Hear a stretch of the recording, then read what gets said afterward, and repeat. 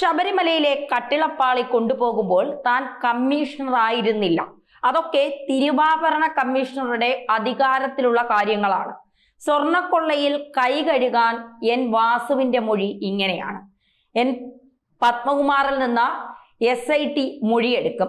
കോടതി മേൽനോട്ടത്തിലെ അന്വേഷണം ഉന്നതരിലേക്ക് നീങ്ങുമ്പോൾ നെഞ്ചിടിക്കുകയാണ് CPM-ന്. അതായത് വാസു പറയുന്നത് ശബരിമല സ്വർണക്കൊള്ളയിലെ അന്വേഷണം ദേവസ്വം ബോർഡ് ഉന്നതരിലേക്ക് എത്തുമ്പോൾ CPM പ്രതിസന്ധിയിലാണ്. അന്വേഷണത്തിന്റെ ഓരോ ഘട്ടങ്ങളും ഹൈക്കോടതിയെ ബോധിപ്പിച്ചുകൊണ്ടാണ് നീങ്ങുന്നത്. അതുകൊണ്ട് തന്നെ അന്വേഷണം പുരോഗമിക്കുമ്പോൾ പ്രതിസന്ധിയിലാകുന്നത് സ്വാഭാവികമായും CPM-ഉം സർക്കാരും തന്നെയാണ്. കേസ് അന്വേഷണത്തിന്റെ ഭാഗമായി തിരുവിതാംകൂർ ദേവസ്വം ബോർഡ് പ്രസിഡന്റും ദേവസ്വം കമ്മീഷണറുമായിരുന്ന N വാസുവിനെ SP ശശിധരൻ മണിക്കൂറുകളോളം ചോദ്യം ചെയ്തു. അടുത്ത ഘട്ടത്തിൽ മുൻ ദേവസ്വം ബോർഡ് അധ്യക്ഷനായിരുന്ന N പത്മകുമാറിനെയും ചോദ്യം ചെയ്യും. ഇതോടെ അന്വേഷണം മുറുകുകയാണ് CPM-നും സർക്കാരിനുമാണ്. അറസ്റ്റിലായ മുൻ എക്സിക്യൂട്ടീവ് ഓഫീസർ സുധീഷ് കുമാറിൽ നിന്ന് ലഭിച്ച വിവരങ്ങളുടെ അടിസ്ഥാനത്തിലാണ് വാസുവിനെ ചോദ്യം ചെയ്തത്. സ്വർണക്കൊള്ളയിൽ ബന്ധമില്ല എന്നാണ് വാസുവിന്റെ മൊഴി. സ്വർണം പൂശാൻ ശുപാർശ ചെയ്തുകൊണ്ട് എക്സിക്യൂട്ടീവ് ഓഫീസർ നൽകിയ കത്ത് ബോർഡിന് കൈമാറുക മാത്രമാണ് ഞാൻ ചെയ്തത്. എന്ത് ശുദ്ധനാണെന്ന് നോക്കൂ. തുടർ നടപടികൾ എടുക്കേണ്ടത് തിരുവാഭരണം കമ്മീഷണറുടെ റിപ്പോർട്ടിന്റെ അടിസ്ഥാനത്തിലാണ്. കട്ടിള കൊണ്ടുപോകുമ്പോൾ താൻ കമ്മീഷണർ ആയിരുന്നില്ല. 2019 മാർച്ചിൽ വിരമിച്ചു. സ്വർണം പൊതിയാൻ പാളികൾ നൽകിയതിൽ ദേവസ്വം കമ്മീഷണർക്ക് പങ്കില്ല. തിരുവാഭരണം കമ്മീഷണറുടെ അധികാരത്തിലുള്ള കാര്യങ്ങളാണ്. ദേവസ്വം സ്മിത്ത് അടക്കം പരിശോധിച്ച് സ്വർണമാണോ ചെമ്പാണോ എന്ന് പരിശോധിച്ചുറപ്പിച്ച് മഹസർ തയ്യാറാക്കിയാണ് പാളികൾ കൊണ്ടുപോയത്. ദേവസ്വം സെക്രട്ടറിയുടെ ഉത്തരവിന്റെ അടിസ്ഥാനത്തിലാണ് പാളികൾ നൽകിയതെന്നും വാസു മൊഴി നൽകുന്നുണ്ട്. വാസുവിനടക്കം ഗുരുതര വീഴ്ച സംഭവിച്ചു എന്നാണ് പ്രത്യേക അന്വേഷണ സംഘത്തിന്റെ വിലയിരുത്തൽ.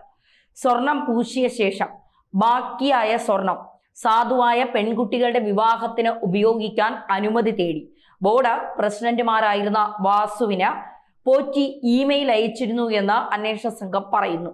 പ്രസിഡന്റിന്റെ അനുമതിയില്ല, ഉപദേശം തേടിയാണ് ഇമെയിൽ അയച്ചതെന്നും സന്നിധാനത്തെ സ്വർണമാണിതെന്ന് കരുതിയിരുന്നില്ല എന്നുമാണ് വാസുവിന്റെ മൊഴി. ഇത് നമുക്ക് വിശ്വാസത്തിലെടുക്കാൻ കഴിയുമോ എന്നറിയില്ല. പോറ്റിയുടെ ചെലവിൽ സ്വർണം പൂശാനാണ് ബോർഡുമായുള്ള കരാർ. ആ സ്വർണത്തിന്റെ ബാക്കി എന്തു ചെയ്യണമെന്ന് ചോദിച്ചതായാണ് കരുതിയത്. ഇമെയിൽ പ്രിന്റ് എടുത്ത് അതിനു മുകളിൽ തിരുവാഭരണം കമ്മീഷണറുടെയും ശബരിമല എക്സിക്യൂട്ടീവ് ഓഫീസറുടെയും അഭിപ്രായം വാങ്ങുക എന്ന് എഴുതി തിരിച്ചു നൽകി. ഇതിൽ എന്ത് നടപടി ഉണ്ടായെന്നറിയില്ല എന്നാണ് വാസു പറയുന്നത്. സ്വർണപ്പാളി ചെമ്പുപാളി എന്ന റിപ്പോർട്ട് നൽകിയത് സുധീഷ് കുമാർ ശബരിമല എക്സിക്യൂട്ടീവ് ഓഫീസറായിരിക്കെയാണ്. പത്മകുമാർ ബോർഡ് പ്രസിഡന്റായിരിക്കെ കമ്മീഷണറായിരുന്ന വാസു പിന്നീട് പ്രസിഡന്റുമായി. പത്മകുമാറിന്റെ ഭരണകാലത്ത് എക്സിക്യൂട്ടീവ് ഓഫീസറായിരുന്നു സുധീഷ് കുമാർ. വാസു പ്രസിഡന്റ് ആയപ്പോൾ അദ്ദേഹത്തിന്റെ സെക്രട്ടറിയായി. കട്ടിളപ്പാളി കേസിൽ പത്മകുമാർ അധ്യക്ഷനായ ബോർഡ് പ്രതിപട്ടികയിലുമുണ്ട്. തിരുവാഭരണം കമ്മീഷണറും കൊല്ലം ചവറ സ്വദേശിയുമായ KS ബൈജുവിനെ ഉടൻ ചോദ്യം ചെയ്യും. സ്വർണപ്പാളികൾ ചെമ്പുപാളികൾ എന്ന് എഴുതിയതാണ് ബൈജുവിനെതിരെയുള്ള കുറ്റം. തിങ്കളാഴ്ച ദേവസ്വം ആസ്ഥാനത്തെ ഒരു അസിസ്റ്റന്റ് എഞ്ചിനീയറെ കൂടെ വിളിപ്പിച്ച് വിവരം ശേഖരിച്ചു. ചോദ്യം ചെയ്യാൻ ദേവസ്വം ബോർഡിലെ മറ്റുദ്യോഗസ്ഥർക്കും നോട്ടീസ് നൽകിയതായാണ് വിവരം. എന്നാൽ സ്വർണം പൊതിഞ്ഞ കട്ടിളപ്പാളി ചെമ്പുപാളിയാണെന്ന് എഴുതിയത് 2019 മാർച്ച് 19 അന്നത്തെ ദേവസ്വം കമ്മീഷണറുടെ ശുപാർശയിലാണെന്ന് അന്വേഷണ സംഘം കണ്ടെത്തി. CPM പത്തനംതിട്ട ജില്ലാ കമ്മിറ്റി അംഗം പത്മകുമാർ പ്രസിഡന്റായ അന്നത്തെ ബോർഡ് അംഗങ്ങളുടെ അറിവോടെയാണ് കട്ടിളപ്പാളി പുറത്തു കൊണ്ടുപോയതെന്ന് ഉണ്ണികൃഷ്ണൻ പോറ്റിയുടെ കസ്റ്റഡി അപേക്ഷയിൽ അന്വേഷണ സംഘവും ചൂണ്ടിക്കാട്ടുന്നുണ്ട്. പിന്നീട് ബോർഡ് പ്രസിഡന്റായ N വാസുവായിരുന്നു 2019 മാർച്ച് 31 വരെ ദേവസ്വം കമ്മീഷണർ. കേസുകളിലെ പ്രതിയായ സുധീഷ് കുമാർ വാസുവിന്റെ പേഴ്സണൽ അസിസ്റ്റന്റുമായിരുന്നു. സ്വർണം പൊതിഞ്ഞ കട്ടിളപ്പാളിയിലേക്ക് 42.100 കിലോ ഭാരമുണ്ടായിരുന്നു. സ്മാർട്ട് ക്രിയേഷൻസിൽ എത്തിച്ച് ഇതിൽ നിന്ന് 409 ഗ്രാം സ്വർണം വേർതിരിച്ചു.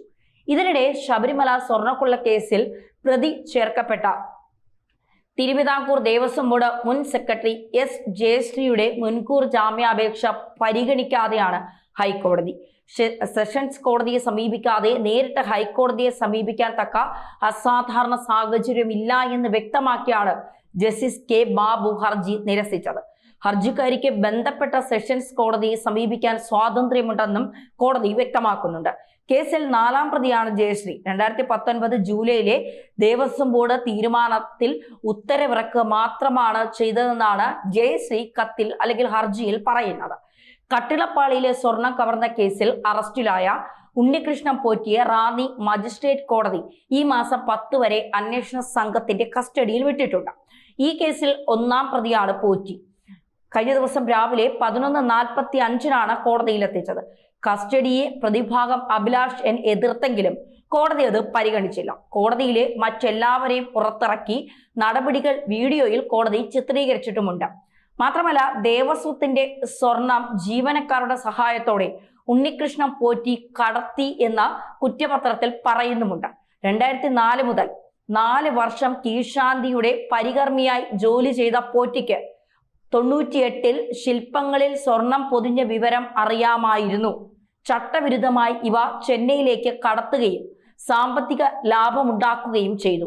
ദ്വാരപാലക ശില്പപാളിയിലെ സ്വർണം കവർന്ന കേസിലായിരുന്നു പോറ്റിയെ നേരത്തെ അറസ്റ്റ് ചെയ്തത്. പോറ്റിയുടെ മൊഴിയുടെ അടിസ്ഥാനത്തിൽ ബോർഡ് ഉന്നതരെ പിടികൂടുമെന്നാണ് സൂചന. സംശയനിഴലിലുള്ള Kalpesh, Govardhan, smart creation CEO Pankaj Bhandari എന്നിവരെ വീണ്ടും ചോദ്യം ചെയ്യും. എന്തായാലും ഈ കേസ്, അതായത് ശബരിമലയിലെ സ്വർണ്ണക്കൊള്ളയുമായി ബന്ധപ്പെട്ട കേസ് വഴിത്തിരിവിലേക്കാണ് നീങ്ങുന്നതെന്ന് പറയാതിരിക്കാൻ കഴിയില്ല. കാരണം ഒന്ന് നോക്കൂ, ശബരിമലയെ സംരക്ഷിക്കേണ്ടവർ തന്നെ അതിനെ കക്കുന്ന ഒരു രീതി. വാസുവൊക്കെ അങ്ങനെ അല്ല എന്ന് പല തവണ നമ്മുടെ പല ഗസ്റ്റുകൾ ഇവിടെ വന്നിരുന്നപ്പോൾ ആവർത്തിച്ച് പറഞ്ഞതാണ്. വാസു ഒന്നും അങ്ങനെ ചെയ്യുമെന്ന് തോന്നുന്നില്ല എന്നൊക്കെ. പക്ഷേ നമ്മൾ ചിന്തിക്കുന്നത് പോലെ അല്ല മനുഷ്യർ. ദൈവത്തിന്റെ സ്വർണം അടിച്ചു മാറ്റിക്കൊണ്ട് എങ്ങനെയാണ് ഇവർക്കൊക്കെ സമാധാനത്തിൽ കിടന്നുറങ്ങാൻ കഴിയുന്നത് എന്നുള്ളത് ഒരു വലിയ ചോദ്യമാണ്.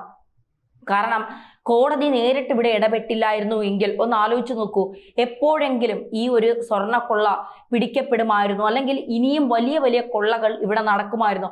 ഇത്തരത്തിൽ ഇന്ന് കഴിഞ്ഞ ദിവസം പറഞ്ഞതുപോലെ തന്നെ ആവർത്തിക്കുകയാണ്, ദേവസ്വം ബോർഡുമായി ബന്ധപ്പെട്ട ക്ഷേത്രങ്ങളുടെ എല്ലാ വരുമാനവും അവിടെ കിട്ടുന്ന ഈ ഭണ്ഡാരങ്ങളിലും അല്ലെങ്കിൽ ഭക്തർ ദൈവത്തിന് നൽകുന്ന സ്വർണവും ഒക്കെ കൃത്യമായി അവിടെ ഉണ്ടോ എന്നുള്ള പരിശോധന വേണം. ഇത് ഭക്തർ നൽകുന്നത് ദേവസ്വം ബോർഡ് ജീവനക്കാർക്കും അമ്പലത്തിലെ ജീവനക്കാർക്കും ഒക്കെ വീട്ടിൽ കൊണ്ടുപോയി അവരുടെ മക്കൾക്കും ഭാര്യയ്ക്കും ഒക്കെ ചെലവഴിക്കാനും അവർക്ക് വീടുണ്ടാക്കാനും അവരുടെ കുടുംബാംഗങ്ങൾക്ക് ചിലവഴിക്കാനുമല്ല.